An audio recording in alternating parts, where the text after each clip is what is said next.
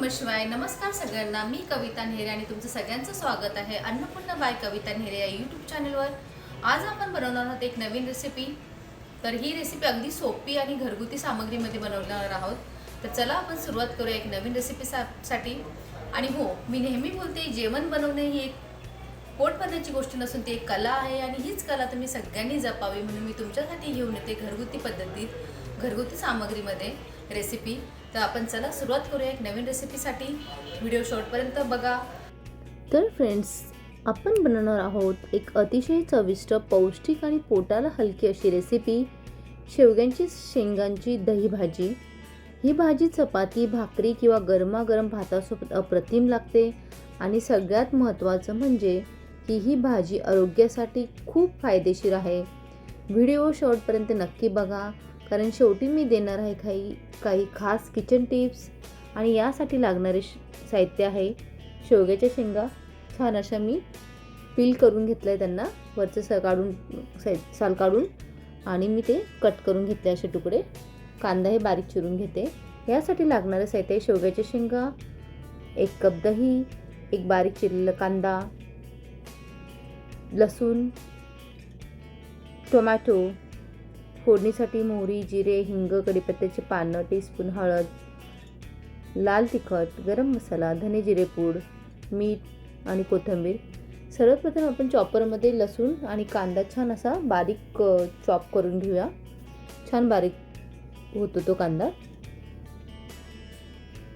आणि साईडला शेवग्याच्या शेंगा धुवून त्याचे तुकडे करून थोडे मीठ घालून उकडायला ठेवायचं साईडला. 50 to 60% त्या शेंगा उकडून घ्यायच्या.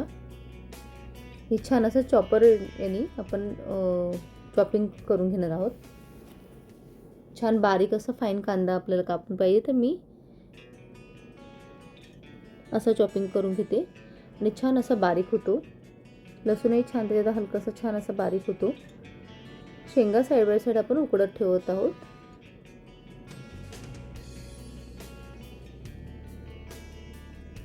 शेवग्यांच्या शेंगांमध्ये कॅल्शियम आणि आयर्न मुबलक प्रमाणात असतं. तर आपल्या आहारामध्ये ॲटलिस्ट ठेवा, खूप आरोग्यासाठी फायदेशीर आहे. हाच आपला छान असा कांदा बारीक क्रश करून झाला आहे. जास्त बारीक आणि एकदम जाडही नाही. खूप छान टेस्ट लागते, नक्की ट्राय करून बघा. जेवढं खूप मोठं बनेल ना बंद करते त्याला. कढई गरम करूया, त्यात तेल ॲड करूया 1 चमचा.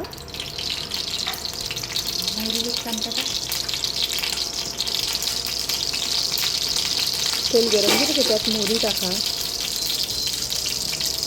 मोहरी तर तडलीची जिरे टाका.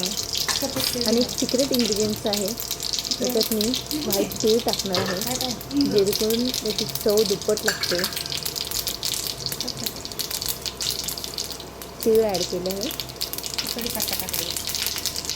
छान असं परतून घ्यायचं आहे आणि कढीपत्ता टाकायचा.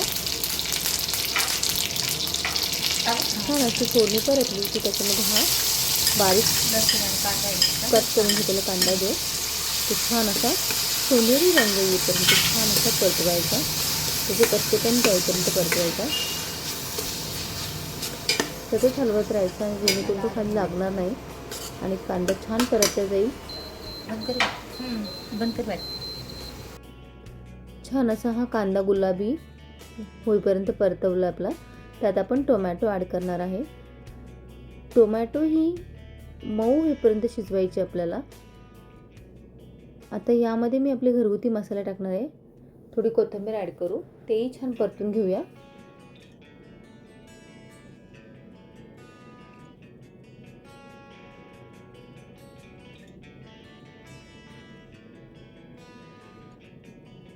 छान असं कांदा आणि टोमॅटो छान असं परतून झाला आहे. टोमॅटो मऊ होईपर्यंत परतवला आहे मी. थोडंसं मीठ ॲड करूया, कारण आपण शेंगा उकडायलाही मीठ टाकलं होतं. तर त्याचा अंदाजानुसार तुम्ही मीठ टाका. टोमॅटो टाकल्यानंतर मीठ टाकायचं, जेणेकरून टोमॅटो पटकन मऊसर शिजतो. आपला टोमॅटोही छान असा परतून झाला आहे. आता यामध्ये आपण ॲड करूया घरगुती मसाले आहे आमचे, ते ॲड करूया. खूप छान टेस्ट लागते, नक्की ट्राय करा.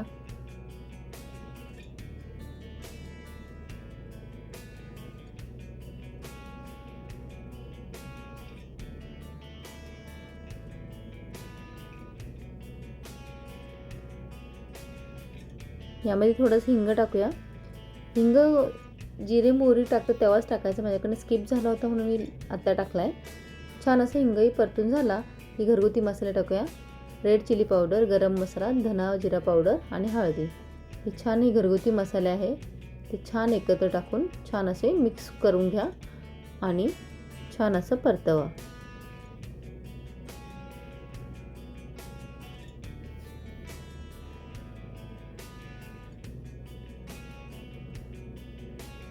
व्हिडिओ शेवटपर्यंत नक्की बघा. मी तुमच्यासाठी काही खास किचन टिप्स देणार आहेत. छान आपला मसाला परतून झाला आहे. गॅसची फ्लेम मंद ठेवायची आणि दही एका साईडला फेटून ठेवायचं. आता हे आपलं परतून झालं आहे मसाला. याच्यामध्ये आपण उकडलेल्या शेवग्याच्या शेंगा टाकूया. त्याही छान अशा परतून घ्यायच्या. आणि शेवग्याच्या शेंगामध्ये कॅल्शियम आणि आयर्न मुबलक प्रमाणात असतं, म्हणून आपल्या आहारामध्ये ह्या शेवग्याच्या शेंगा नेहमी ठेवा. पचनासाठी खूप फायदेशीर आहे.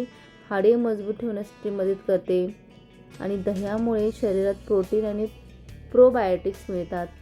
उन्हाळ्यात शरीर थंड ठेवण्यासाठी उत्तम भाजी आहे. नक्की ट्राय करा. शेंगा मी साईडला मिठाच्या पाण्यामध्ये उकळत ठेवल्या होत्या. छान अशा त्याही छान टाकून परतून घेऊया मस्त. खूप सोपी आणि साध्या पद्धतीची भाजी आहे, वेगळी आहे. नक्की ट्राय करा. खूप चविष्ट लागते. छान अशा उकडलेल्या शेंगा आपण टाकून छान मसाला मिक्स करून घेऊया. शेंगा खूप जाड किंवा खूप पातळ नसाव्यात. मध्यम आकाराच्याच निवडा हिरव्यागार शेंगा. शेंगा उकडताना थोडी हळद घातली तर रंग अगदी छान येतो.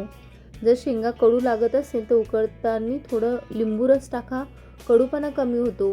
हे छान असं परतून घ्यायचं आहे. यामध्ये मी एक वाटी फेटलेलं दही टाकणार आहे. तेही छान मिक्स करून घेणार आहे. दही टाकल्यानंतर सतत हलवत राहायचं जेणेकरून दही फाटणार नाही. आणि शेंगा 80% शिजवून घ्यायच्या. पूर्ण मऊ केला तर दही घातल्यास तुटतात त्या. छान अशा आपल्या मिक्स करून घ्यायचं दही टाकून आणि त्याच्यामध्ये त्याच शेंगा जे उकडले तेच पाणी ॲड करूया. तुम्हाला ग्रेव्ही पाहिजे तर तुम्ही ग्रेव्हीची थिकनेस तशी ठेवा, पण ह्या थोड्याशा ड्राय सुक्या पण थपथपीत खूप छान लागतात. आणि फोडणीसाठी काही प्रो टिप्स देणार आहे मी. मोहरी तडतडली की लगेच जिरे घाला. जिरे जळू देऊ नका. लसूण थोडासा ब्राऊन झाला की लगेच कांदा घाला. जास्त भाजला तर कडवट चव येते. शेवटी 1 टीस्पून तूप घातलं तर रेस्टॉरंट स्टाईल टेस्ट येते. ऑप्शनल आहे. आणि मसाला घालताना 1 टेबलस्पून पाणी शिंपडा. मसाला जळणार नाही आणि तेल छान सुटेपर्यंत परतता येईल. धने जिरे पूड शेवटी थोडी वरून घातली तर आणखी फ्रेश अरोमा येतो. नक्की ट्राय करा. आणि ग्रेव्ही परफेक्ट बनण्यासाठी दही घातल्यानंतर सतत हलवत राहा. जास्त उकळी येऊ देऊ नका. फक्त हलकीशी उकळी पुरेशी आहे. जर ग्रेव्ही पातळ झाली तर 1 टीस्पून बेसन पाण्यात मिसळून घाला. कोकणी स्टाईल बनवायचं असेल तर थोडं किसलेलं खोबरं टाका. आणि हो, ही भाजी डायजेशनसाठी अतिउत्तम आहे. हाडांच्या दुखण्यावर उपयुक्त आहे. रोगप्रतिकारक शक्ती वाढवते. उन्हाळ्यात शरीर थंड ठेवते. ही भाजी तुम्ही आधी कधी ट्राय केली आहे का? कमेंट्समध्ये हो किंवा नाही नक्की लिहा. आणि हो, दही थेट फ्रीजमधून वापरू नका. आधी 10 मिनटं बाहेर ठेवा. दही थंड घातल्यास फाटायची शक्यता जास्त असते.